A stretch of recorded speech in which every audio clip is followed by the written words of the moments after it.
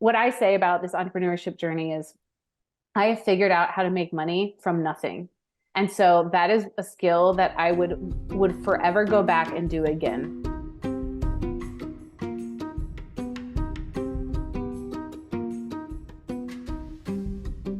Hello, and welcome to Financials Podcast Future Rich. I'm your host, Barbara Ginty, and I'm a CFP, which is a certified financial planner. And I'm super excited for this expert session with my good friend, Krista. Hi, Krista. Hi, thank you for having me. I am so excited to dive in today with you.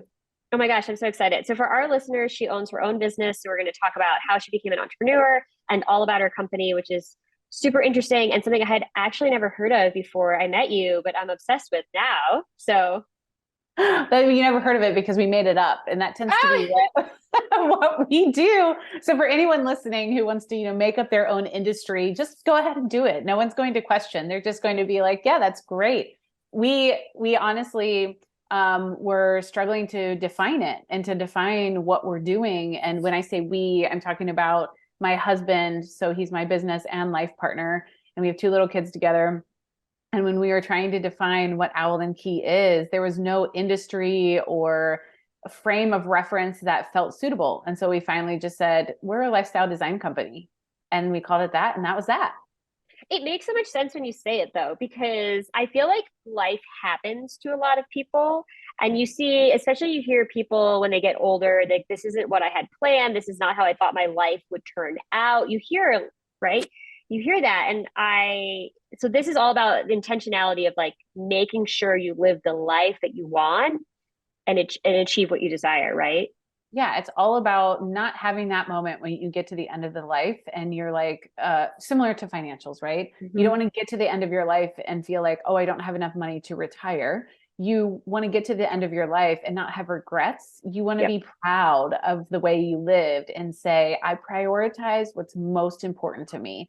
I lived the life that I wanted to. That dash between the numbers on the gravestone, not to be morbid, but to really kind of give perspective. I want that dash to be full of everything that I wanted in my life, not what other people told me I should want, not what society said is quote unquote successful, but what is successful to me inherently. And so we just say that intention is the antithesis of regret. And we are out there trying to help as many people kind of unlock that inner wisdom and bring that to the surface and then design their life around what matters most and just do more of what they love and less of what they don't.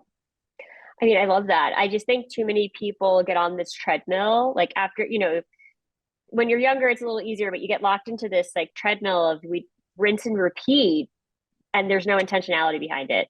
Yeah, like you're just stuck. You just keep going. Yeah, you feel stuck or you feel like you don't have the confidence or the clarity to make decisions, to make changes. And if we believe that having an intentional life is deeply rooted in self-awareness. So really understanding who you are, what you value most, and what you actually want in life, which you and I have talked a lot about, and really fully understanding that about yourself so that you can not get stuck in that treadmill. You can say yes to the treadmills you want to get on, and you can say no, thank you to the ones that you want to get I want off. this speed, this incline, and this TV screen. I don't want that one.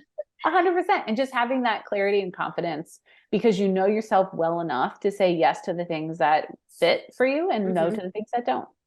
So how did you come to this? Like, how do you end up owning a lifestyle, creating like an arena, right? Like, I mean, you created a word and a meaning, right? And a sector of the service industry for yourself. Like what was the path for you to get here? Oh my gosh, it's been a journey. It's truly been a journey. I started and I'll go all the way back to high school. I just said that when I was always the high achiever, high performer, always doing my best to be on that treadmill and to work really hard and to be successful at it.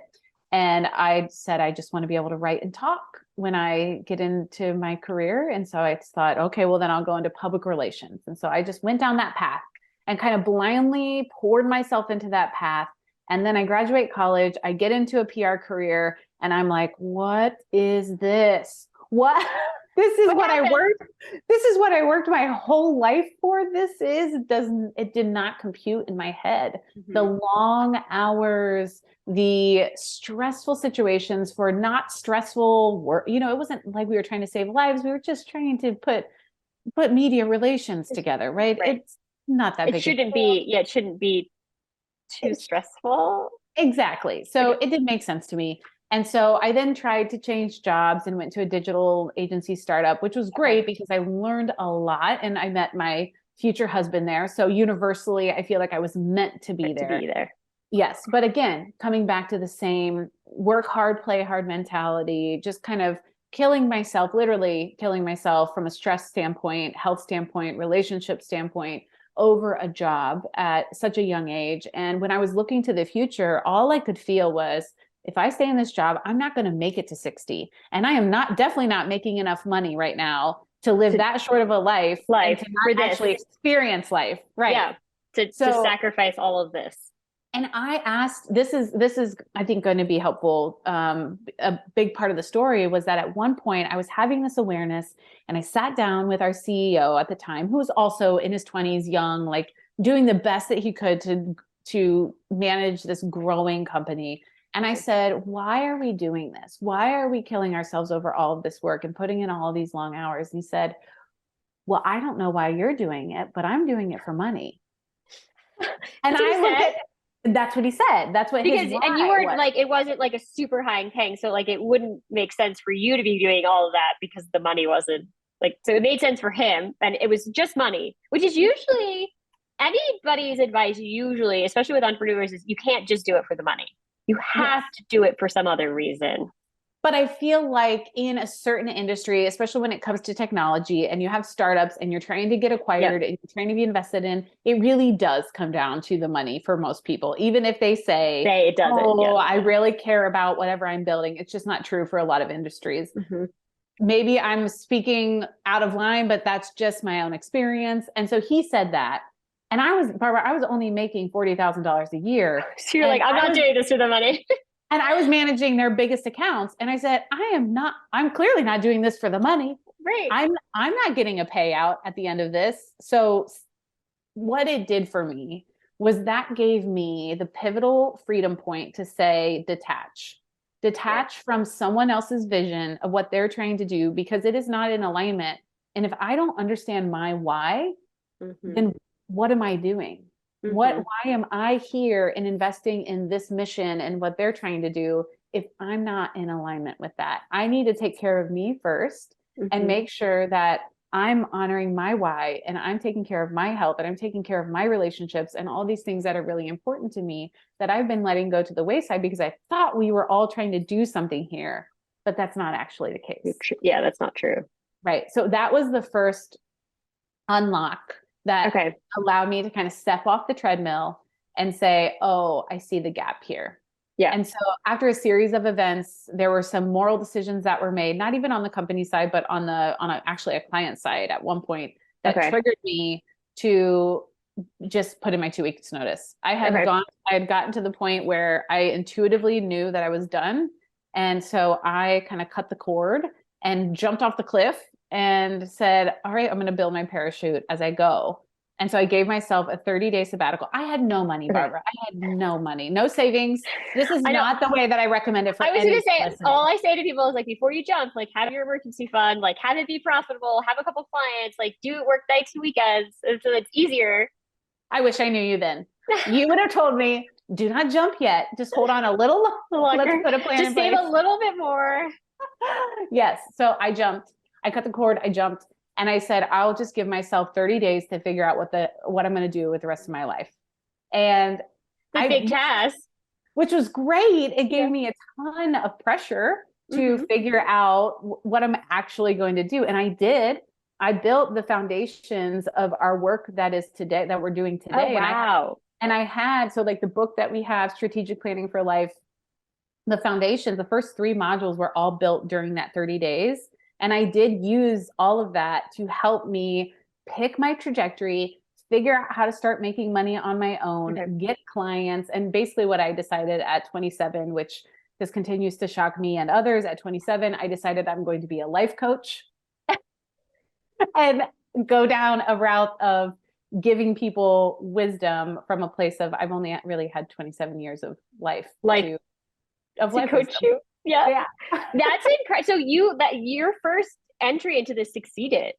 Like Yeah. you didn't, because a lot of people, which is fine. Like usually the first venture, like my first venture did not succeed. Like it's very often that like you attempted and it's like, okay, well that didn't work quite the way I wanted to. So I'm going to regroup and try again. So that's, I mean, No. yeah, that's super No, impressive. that did not take the impressive part out. It was not, it was not that simple. It was so hard in that time because I got such flack and feedback. And it's funny that, that we get to talk about it here on the Future Rich podcast, because the financial side of it wasn't returning as quickly as what everyone around me thought that it should. And so it started growing really, like I started taking on a client, and then I took on another individual client, and then I took on a business client, but it was very like a small growth.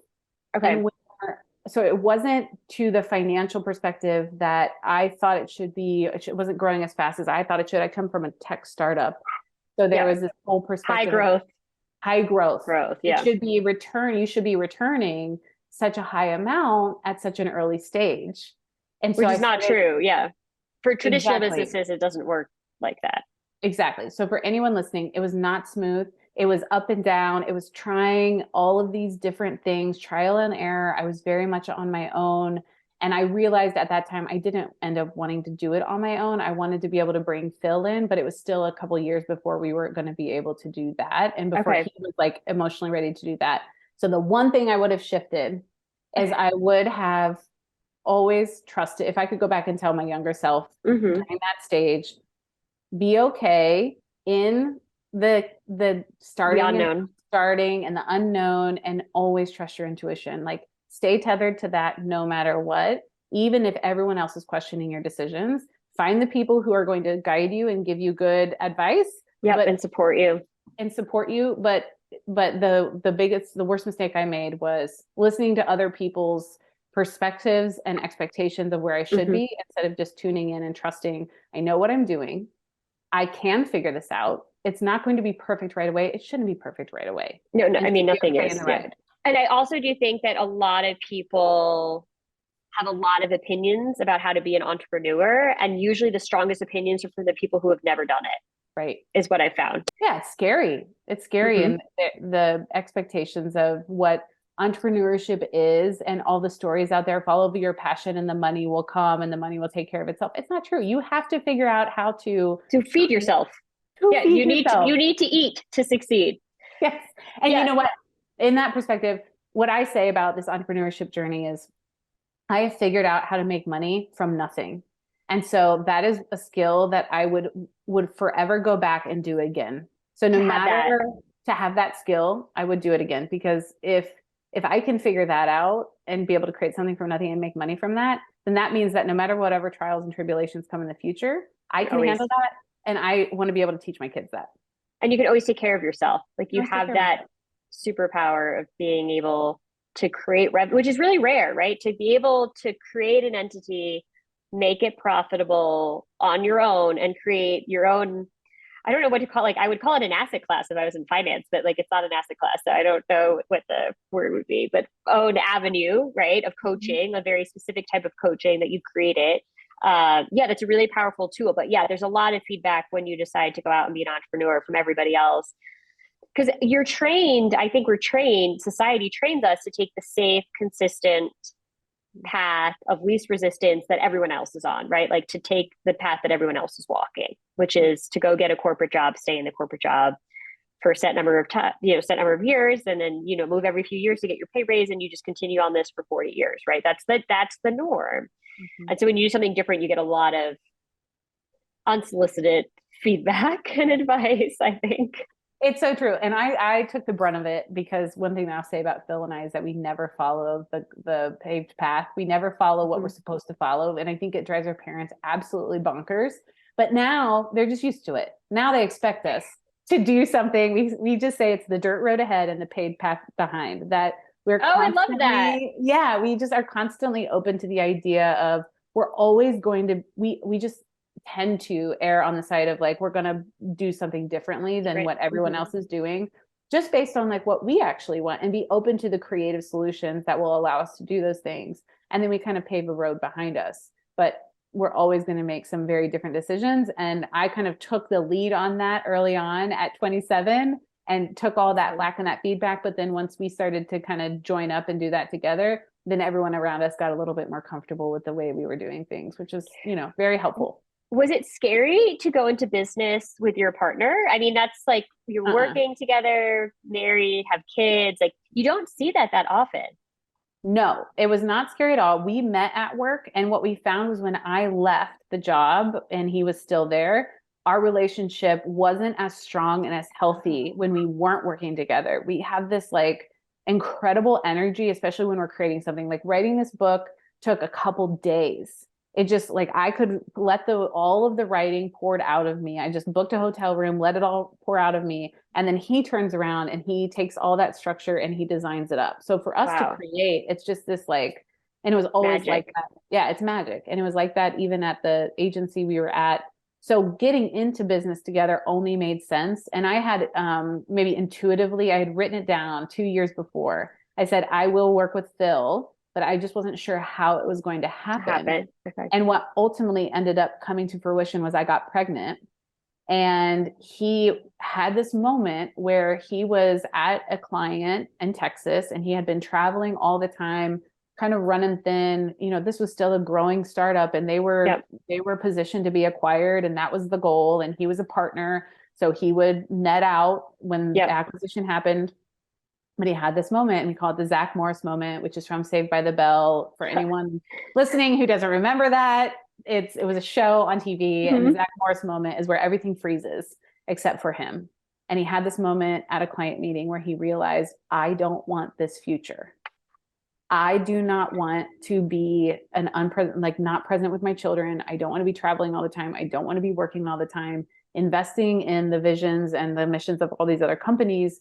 And at the time, the people in the meeting just didn't even care about what he was presenting. And he had just spent his entire week mapping out, working this out, and they didn't even care. And so he had this very clear vision of, I don't want this future. And he came home from that trip and said, I want to start working me out of the job.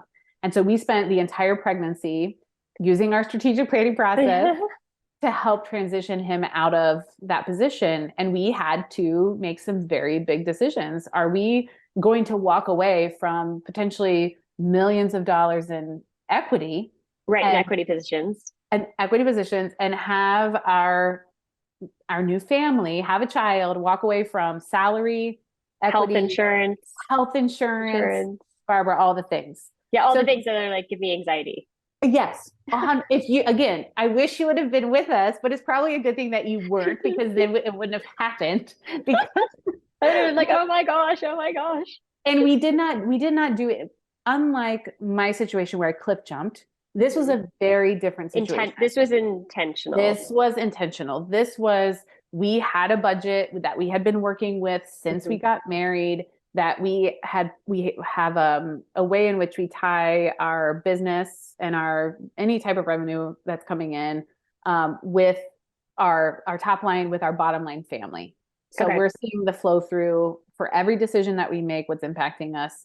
And so we were just really looking at what are our projections, what's going to happen after this. So we had a plan for what was going to happen, how we were going to make money, and what we were going to do for ourselves after he left that position. But yeah, we were giving up a lot. Well, and that's why I do think on the podcast, we talk a lot about that. I don't think money is the end all be all, and having more money doesn't solve all problems. Like, you just can't always throw money at everything. Like if you have millions and millions of dollars, but you're completely miserable, it didn't really serve its purpose. Right. And so I do really still believe in, like, I was making more money on Wall Street before I left. Like I left for a fraction, but with the opportunity to have more control and to do work that was more impactful. Like there's reasons, right, where you maybe don't choose. And I actually still, advice I'd always been given is you shouldn't make life decisions just based on money. There should be a motivator for it, a reason, because money in life, which unfortunately it doesn't happen to everybody, but you see often, money comes and goes. It's not always, there's an ebb and a flow to it. And there'll be times where it flows a lot. There'll be times where it's completely dried up. And so I think if you make your decisions purely on money, not to say there's not times where that's appropriate, but generally speaking, that it doesn't always lead you down the best path for your life. it would not have led us down the best path for our life in this case. I mean, I went into labor on November 28th and called Phil on November 29th and said, or no, on November 28th and said, okay, it's time for you to come home. And that was the last time that he was at that job. And that was then him becoming a father and starting a business all at the same time, really. Wow.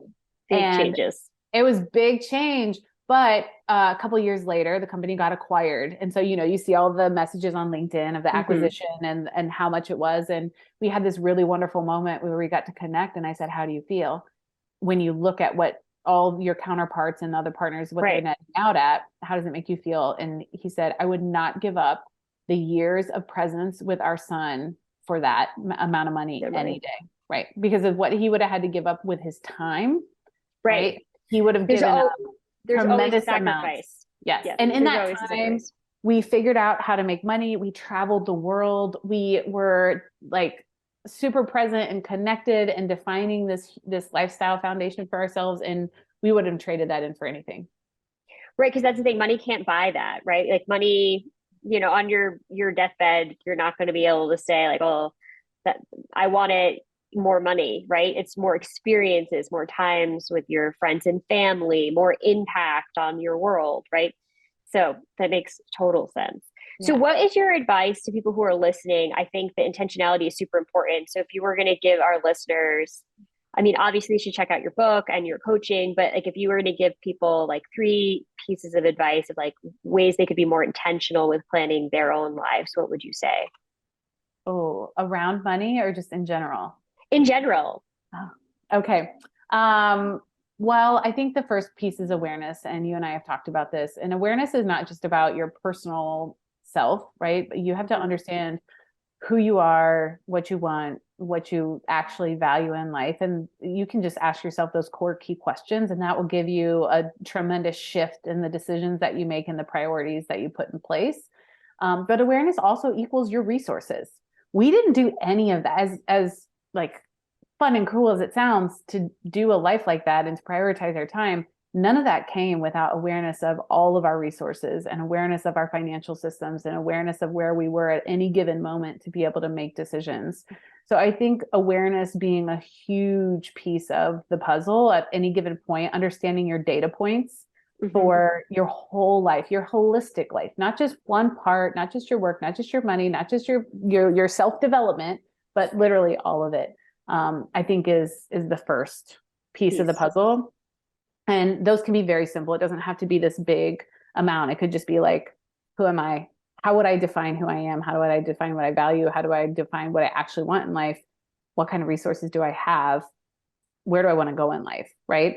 The second one I would say is, we talk a lot about, it's really great to have awareness, but it's so important to actually implement all of these things. That's interesting. It's one thing to know about it, but then if you do nothing with the knowledge, it's not as impactful. Yeah. You can have a spreadsheet of data all day, but if you do not actually use that data to apply it to life and actually integrate it, then it's going nowhere. So yeah, that's really powerful. It's the implementation, right? And that's always the hardest part for people. Yeah, I think that piece is the hardest part. And even in our work, because we go from awareness to integration, and awareness feels for most people like, oh, we get to like do this deep dive and I get to learn all these things about myself. But as soon as we start to get clearer and clearer about how you put it into practice, it gets harder and harder the more specific you get. And so that piece of integration, and when I say that more specifically, I'll say your systems, your tools, having, for instance, to bring it back to the conversation we're having today, but like having that budget and using it consistently and having like, I'm going to look at it monthly and update it monthly, and I'm going to practice making this a part of my life for the things that are really important. We talk about systems a lot, like systematize it into your life. If you have relationships that are most important to you, systematize them into your life. Be intentional about it. Set up a time where you get together with them frequently, right? Right. You have to prioritize those things, and sometimes the boring work, which is like implementing it, having a system, is the part that people don't do. And it usually is the reason the systems, and the boring part is usually aligned with the success, right? Yes. Right. Doing the hard work. I think we get so caught up in integration looks like doing these really big things in life, making a really big investment, doing something really flashy, right? But it's not. It is actually the boring little things that are almost insignificant when done consistently. We call it the new ROI, right? The return on intention, that it builds and builds and builds and actually makes that long-term difference that you truly want, instead of, oh, well, I have all this awareness, but I've done nothing with it. So I still netted out in the exact same place. I'm exactly where I was before the awareness. Yes, 100%. And the third piece I would say is you have to invest in yourself. You have to, there's a core piece of our work that's called non-negotiables, and making sure these non-negotiables, we call them daily, but they can be monthly, they can be weekly. It doesn't matter, but it's those things that fill your cup, that give you energy, that fuel you, so that when the time comes to make decisions or to operate in life, that you have the energy and the ability to make those decisions and to do what you need to do, and making sure that your cup is full in all the areas, but being able to take care of yourself so that you can kind of show up in your best centered self at all times, helps to make any life decision so much clearer and feel so much better. I was gonna say, do you find when you're working with people that they don't know, like, are they able to identify their non-negotiables right off the bat? Or is it something that like takes a beat to like take a step back and be like, oh, I actually don't know what these are. I've never been asked. We tend to start mentioning the non-negotiables at the beginning of the work. And some people can say a couple of them, but we intentionally put it at the end of our work for that reason. Because once they've really kind of examined themselves and then started to implement and seen some of their tendencies, it's helpful to have all of that awareness before they start defining what those non-negotiables should be. And those non-negotiables should also be connected to, how do you want to spend your time? Who do you want to be? What do you want to do with your life? If you want to write a book, then one of your non-negotiables might need to be, I'm going to write a little bit every day.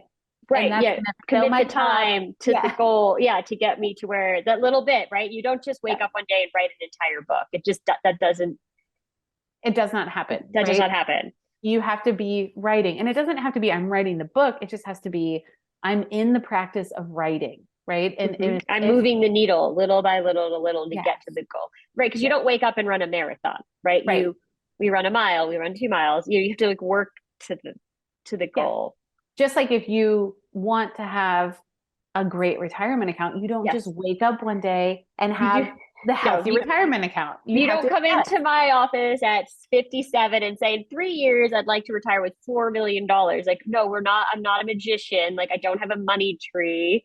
Like, yes, you have to do the small, I guess it's like the small, boring, like pieces is what people, so it sounds very similar. Like the same thing, it's totally aligned with money. Like you have to have the $4 million at 60, we go back to when you're 25 and we're putting $100 away, right? And we're increasing it. And yeah, the intentionality and doing the hard little boring pieces. Right. Because what if someone says, at the end of life, I want to have a really healthy relationship with my kids and my grandkids, right? Cool. Wonderful. What are you investing now? What are you investing at 30? What are you investing in them at 40? And if you're investing even 10 quality minutes in those relationships at their young ages, that's going to build up and compound over time to get you to that point where you have those really healthy relationships. But if you ignore them and you shuttle them off and you don't spend time with them because everything else in life is a priority except for that time, then you can't get to the end of life and be like, oh, I have a strong relationship. Yeah. Right. And I don't, and I'm wondering why. You know, that's so interesting that I think for me, that's always happened unintentionally, that family has just always been, I was brought up that family is important. Family comes first. Family is always there for you. It's always been very ingrained that family. Like you don't fight with your sister. You always resolve it. At the end of the day, the only thing you'll ever have has been the rhetoric is you have family, which I've just assumed was how everyone else grew up. You don't know, when you grow up. And so like we had Sunday family dinners. That wasn't a choice. I mean, I loved it, but like, it wasn't like, oh, we're going to have our own dinner. Like on Sunday, the entire family, all my cousins, all my aunts and uncles, like we had hot dogs, and it's like a New England, we have like, not fancy, hot dogs and beans every Sunday my entire life. Like it was just, that's Sunday. And it was just always non-negotiable. Like if I was moving, my cousins just had to help. Like I called my cousin, I was like, you have to take me to IKEA. He's like, I don't want to take you to IKEA. I was like, well, then I'll call grandpa. You're going to take me to IKEA. That's what you do. Like you have to help me. I'm your cousin. There's no choice. So that's really interesting because I didn't even think about that. But yeah, that's true. If you don't like, I have great relationships with my cousins. They're almost like siblings, but we grew up together. And that was part of our family structure, that it was just non-negotiable. You show up for your family. You do, like, you just, I guess you could say no, but like it was ingrained in us. Right. If at any point you said, okay, well, family isn't actually, that is not my personal priority, you say, no, I'm not going to go to all of those. But the fact is that that was an ingrained family value, which, you know, we talk about strategic plans for individuals, but we also clearly have strategic plans for family, for our family. Yeah. And then for, what does that mean for our business? Right. And so you can kind of go outward like that. And at that, if you say we do this as a family, those relationships and bonds are built and strengthened in those consistent small moments. That Sunday dinner every dinner. That's really interesting. That was a system. That's a system right there. That was a system. Yeah, you're right. And I didn't even think about it. It was just like every Sunday we went to grandma and grandpa. Everybody went to grandma and grandpa's every Sunday for decades until they passed away. And then when they passed away, now we just do birthday parties and holidays. But as I've gotten older, what I've realized is that other people don't do that, right? That isn't. And so now that you're saying it, you're right. It is a system. I would have never recognized it as a system. But I found out now as an adult, like for my husband, so it was his 40th birthday. Our family birthdays are big deals. Like you get to choose your dinner. Everybody comes and you get a cake. And now we get a little older. It's like a lot of people. It's 18 people. It's a lot of birthdays. And so now we do birthday month. So like, you share, I don't share because no one else is born in August, but if I got very lucky, if your birthday month happens to have another person, you share. You can have two separate cake. Everybody can have their own cake, but you share. So like my dad shares with Uncle Jack, and that is a sauerbraten meal because they both like sauerbraten. Like you get so my husband now, like he did not grow up like this. They don't do anything. So for his 40th birthday, I just assumed his family would fly for his birthday party because it's his 40th. I mean, we do birthdays, and when it's a big birthday, it's a real big party. Like if it's a regular birthday, it's just your normal dinner and cake. If it's a big party, if it's a big birthday, it's a bigger, you get your own, you don't have to share for those ones. And so his parents were like, oh yeah, we're not coming. And I was like, what? This is his 40th birthday. What do you mean? You're busy. He turns 41 times his entire life. It happens once. And you're busy? And my parents were like, okay, when do we have to fly out there? And I was like, well, you guys can't fly if his parents can't. Like, I mean, we can't but my parents were like, it's a birthday. Yeah, we're on a flight. Where do we need to be? What's the dress code? Are we making t-shirts? Is it a week? Is it a weekend? But you're right. That's a system. And I would have never thought about that. And so my intention for my own family is like, family is first. Family is the priority. Because I've grown up with that. And I think and other people might not like it, but for me, that's super important. And that's really interesting because I would have never even thought that that's part of being intentional with your life planning, right? Because to me, it just happened. Yeah, right. Exactly. And the important part that you're at too, that I think we often forget about, especially in our partnerships, is that these are two people coming together who have very different backgrounds and experiences in family value sets. And so having those conversations like you're having and being able to say, what do we as this new family want to create? Because you become the matriarch and patriarch, right? You become the ones who are going to be creating that generational hand-me-down of values and systems. And so you have to kind of come together and say, as a family now, what do we want to create for our family and for the people who, our parents and how they can interact? And that intentionality, yes, is very important on your own, but when you're creating that for a family, it's so valuable to have that alignment and that connection.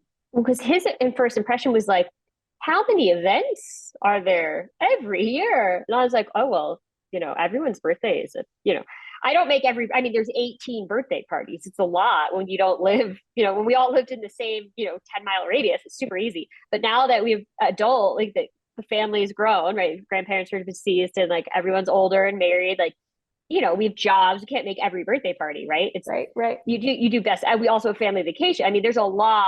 We have the big family vacation, then we have my parents' family vacation. I mean, there's a lot. If you signing up for my family, there's got to be like at least 25 events a year. It's just like every other week. It's so best efforts. But for my husband, he was like, how many events? Like, and there's like, we make t-shirts. It's like the whole thing, So you're hitting on another currency. So Phil and I talk a lot about currencies, especially in lifestyle design. So, there's money as a currency, there's time as a currency. What you're also hitting on though is energetic currency.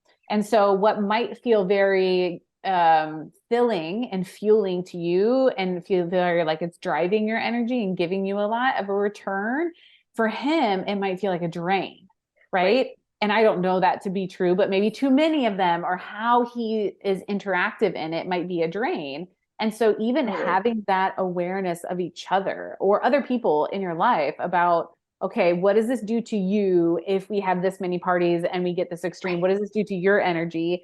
That doesn't mean we don't have to do it. It just means maybe he takes a different role. And I'm more just using your example. We have the exact same thing. We just kind of pay attention to, is this giving me energy as a currency? Is it putting right? Is this going in my bank account, or is it making that energy come out of my bank account? And that is it a deposit or withdrawal? Right, exactly. So being able to understand that and see that in ourselves as people and how we're making decisions, and then also in each other, and especially when we're making decisions together or making plans together, is like life-changing, right? Because then it's not just the currency of money. It's not just the currency of time. It's not just the currency of love, also energy and how we're feeling. Energy. Yeah, that's incredible. Because you have people like he grew up completely differently than I did. I didn't know that birthday parties, I can't imagine a world where your birthday wasn't the biggest deal for that month. Like Barbara, I need to be in your family because I get so much smack in my family because I love birthdays and I will celebrate them for a month. So it feels like I need to be transplanted into your family. If there's ever a time he doesn't want to go, you're on. Okay, happily jump in. I mean, we just like a good theme, And so like when I ran a marathon, my dad made t-shirts for everybody. So we just really like a good time, really, the family just likes a good time. So it's fun. But it's interesting when you talk about family. Yeah, you're welcome anytime. But yeah, it's really interesting when you talk about like the various aspects, because I think a lot of people, which is why I wanted to have you on, think just about the money intentionality. Like this is one, but it's only one aspect of your life, right? Mm-hmm. There is like the currency of time and joy, right? All the other aspects that you're bringing up. So I think that's so important to like be conscious of it and be intentional. Yeah, just being intentional. And I always say you just put it in its place. Right. I think so often we, at least in a lot of our clients, we see the priority falling to work, career, business, entrepreneurship, money, right? We see that priority when they're coming in. There's a lot of priority there. It's not saying that other things aren't on the priority list, family, relationships, travel, that stuff is all already happening. But once we're getting into the work and we start to get into those values and intentions, people start to realize like, oh, I've just had my priorities out of whack and I need my career and my work still, and my money still is on the list. It just needs to be put in its place. And then I need to plan around that. So I'm still responsible. I'm still respecting it all. And I'm still taking care of those things, but it all needs to work more healthfully together, holistically. I would say it needs to be more holistic, and you need to know. Krista, this has been incredible. I knew it would be. I'm so excited to have shared your wisdom with our listeners. Where is the best place they can find you and your book and connect? Oh, thank you. This has been wonderful. You can find us at owlandkey.co. That's OWLANDKEY .co, not .com. So that's a key difference. No M. No M. And then, usually we're most on Instagram at owl_and_key. Okay. And you can also find us on the Unlocked podcast, and Barbara will be on that here soon. So we're excited to launch that out to our community. Yes, this is wonderful. And we'll share all of that on the show notes as well, just to make it a little easier for everybody. Beautiful. Thank you so much for having me. This was a joy. Thank you so much for coming on.